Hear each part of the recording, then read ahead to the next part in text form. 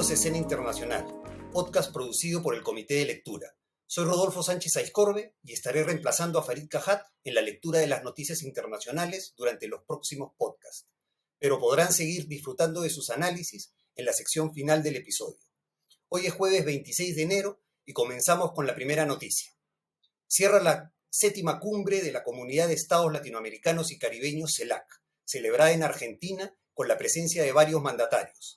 La Declaración de Buenos Aires logró un consenso para afirmar el compromiso de los miembros, dice el texto aprobado, de avanzar en el proceso de integración, haciendo un llamado, por otro lado, a los países desarrollados para que cumplan su compromiso de movilizar 100.000 millones de dólares por año en apoyo a los países en desarrollo en su lucha contra el cambio climático. En acuerdos más específicos, la CELAC reiteró el llamado a poner fin al bloqueo contra Cuba y demandó la exclusión de la isla de la lista de países que patrocinan el terrorismo. Respecto a Venezuela, la CELAC saludó los acuerdos alcanzados en noviembre de 2022 en el marco del proceso de diálogo y negociación entre el gobierno y la opositora Plataforma Unitaria de Venezuela.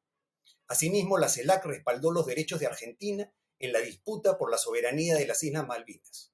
Con todo, la cumbre no estuvo exenta de polémica por la invitación a Venezuela, Cuba y Nicaragua, países que han sido denunciados en diversas instancias por la ausencia de democracia y por violaciones a los derechos humanos. Cabe resaltar que América Latina es una de las regiones menos integradas del mundo, con un total de 16 organizaciones supranacionales de integración. En cuanto a la CELAC, este es un foro de diálogo integrado por 33 estados de América Latina y el Caribe que se creó en 2010, si bien los estados comenzaron a reunirse a partir de 2013. La CELAC es un foro que define como su mandato fundacional avanzar en el proceso gradual de integración de la región. Siendo un foro, sus decisiones no son vinculantes. La CELAC no posee una sede oficial, sino que cada año los jefes de Estado y de Gobierno de los países integrantes se reúnen en el país que ejerce la presidencia pro tempore.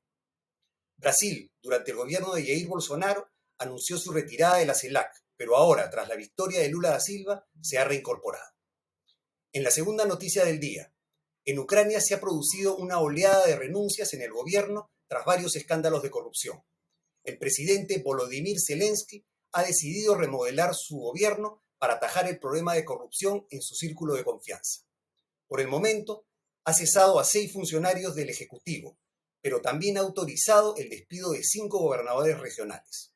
Esta campaña contra la corrupción se produce después de que medios ucranianos informaran de que el Ministerio de Defensa pagó precios inflados por el suministro de alimentos a una empresa desconocida. El primero en renunciar fue Kirilo Timoshenko, asesor presidencial clave y subdirector de la oficina del presidente desde que Rusia lanzara su invasión a Ucrania. Timoshenko se había convertido en un portavoz frecuente del gobierno. El viceministro de Defensa, Vyacheslav Shopalov, también ha dimitido después de que se informara que fue él quien se encargó de supervisar el controvertido acuerdo para el suministro de alimentos para el ejército. El día anterior, el viceministro de Infraestructura, Vasily Losinski, había sido arrestado, acusado de haber aceptado un soborno por valor de más de $350.000 por el suministro de generadores eléctricos. Cabe resaltar que en 2021, Transparencia Internacional había clasificado a Ucrania en el puesto 122 de los 180 de su ranking de estados corruptos. Precisamente, la mano dura contra la corrupción es una de las demandas principales de la Unión Europea si el país quiere avanzar en su solicitud para unirse al bloque. Además, Ucrania está recibiendo miles de millones de dólares en ayuda financiera de los aliados occidentales y la corrupción genera reticencias. Y finalmente, en la tercera noticia del día, la ONU rebaja de 3,1% a 1,9% su previsión de crecimiento para la economía mundial en 2023. Pero si bien el organismo internacional prevé que el crecimiento económico mundial se ralentice en 2023, en relación al crecimiento estimado para 2022 de 3%, pronostica, sin embargo, un repunte en 2024. Las causas inmediatas de la ralentización económica serían la fuerte desaceleración en Estados Unidos y en Europa.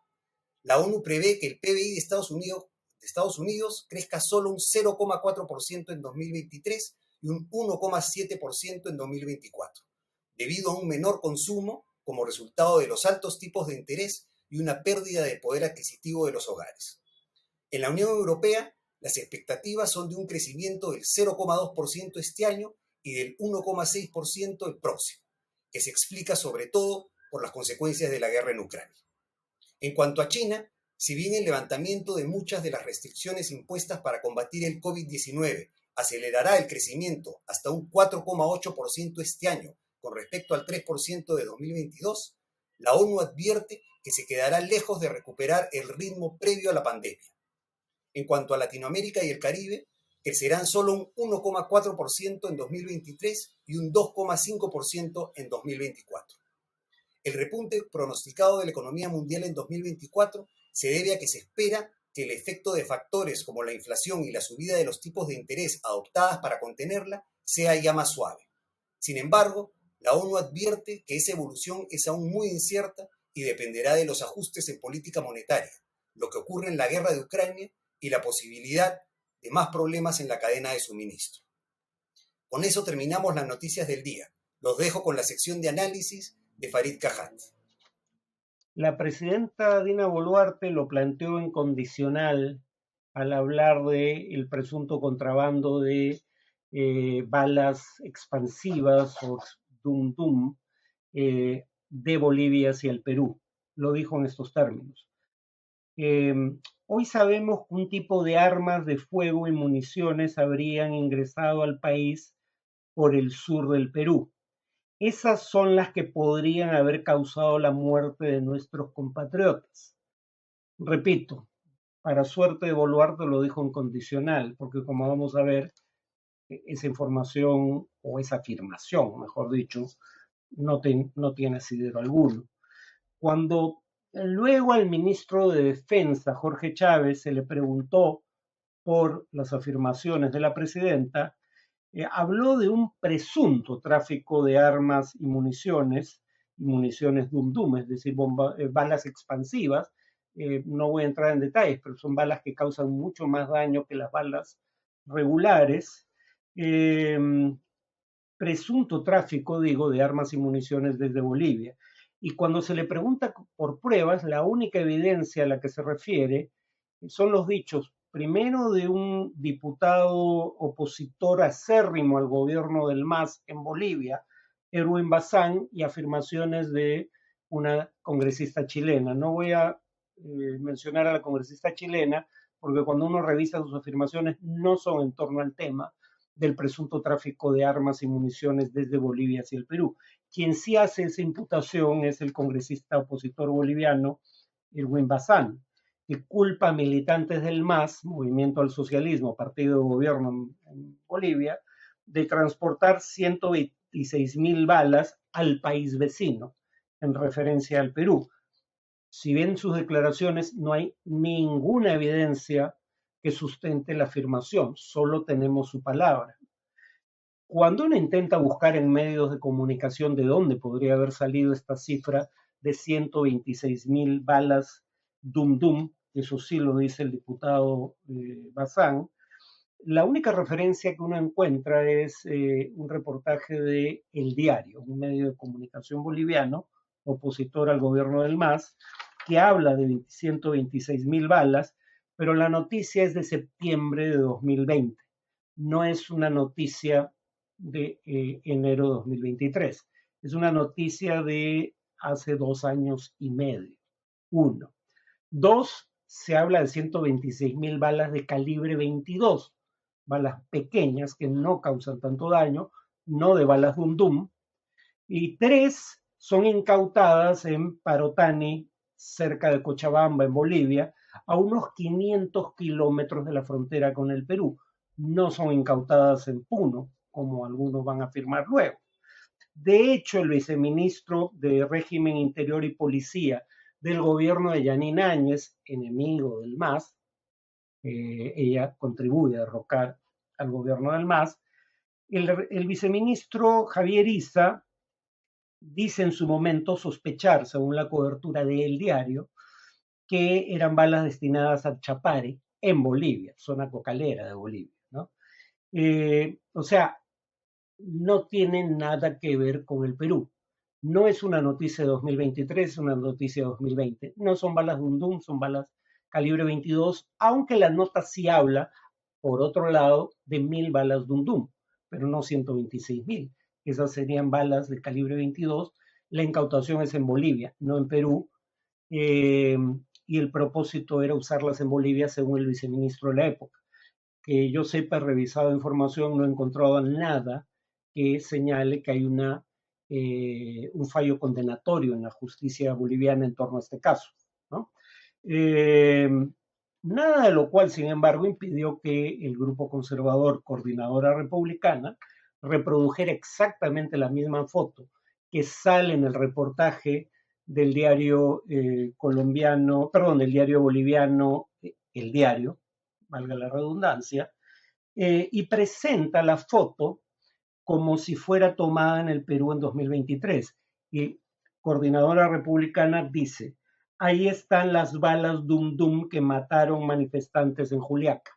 No, no eran balas Dum Dum, no eran, la foto no había sido tomada en el Perú y la foto no era de 2023, sino de 2020. ¿No? Repito, eh, lo que delata el franco montaje de Coordinadora Republicana es que no se tomaron la molestia de borrar el subtítulo original de la foto tal cual aparece en el reportaje del medio El Diario. Y en la foto dice calibre 24, ¿no? Perdón, calibre 22, balas calibre 22, no balas Dum Dum, ¿no? Tal vez basado en esa información falsa, el exministro Manuel Romero Caro en su columna en Expreso dice lo siguiente: se arrestó en Puno a un militante del MAS, el partido de Evo Morales, cuando transportaba 126.000 balas calibre 22. Jamás se detuvo a un militante del MAS con 126.000 balas en Puno. Eso nunca ocurrió. Cuando menos acierta en el calibre de las balas, pero el resto de la información no es cierto, ¿no? O sea, en otras palabras, no existió tráfico de balas expansivas desde Bolivia hacia el Perú. No hay ninguna evidencia de eso y probablemente por eso, días después, ya no oyen hablar del tema, ¿no?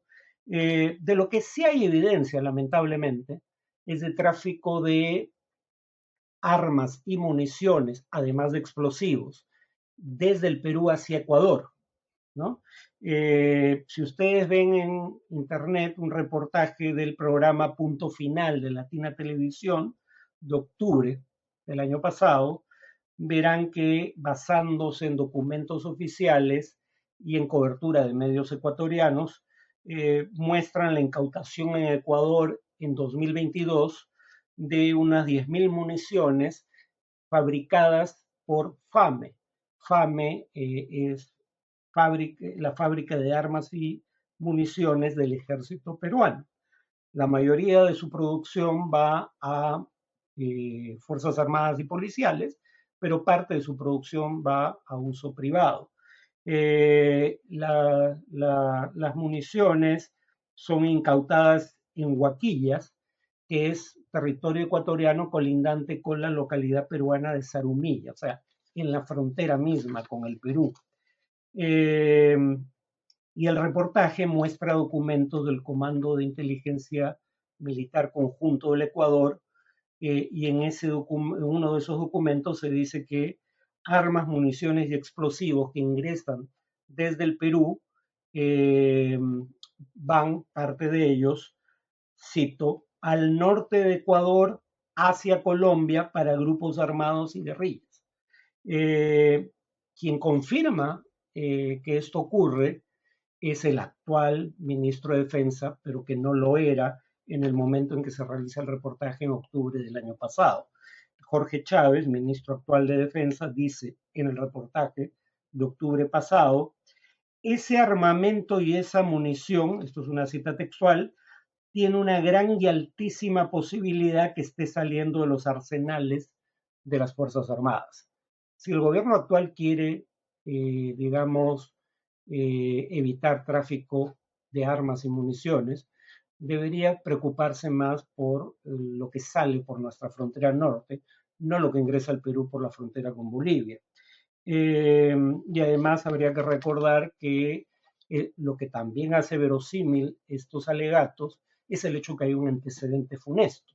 Recuerden que el principio del fin del gobierno de Alberto Fujimori fue el descubrimiento internacional de 10.000 fusiles que habían llegado a la organización terrorista FARC, Fuerzas Armadas Revolucionarias de Colombia, procedentes del Perú, enviados o vendidos por Vladimiro Montesinos, a quien en una primera intervención ante medios pretenden cubrir el propio Fujimori. Así que en lugar de estar tras, digamos, alegatos infundados de tráfico de armas, haríamos bien en revisar ese tráfico de armas realmente existente que, por desgracia, parece haber prevalecido a lo largo de un buen número de años. Eso es todo por hoy. Nos vemos en el siguiente podcast.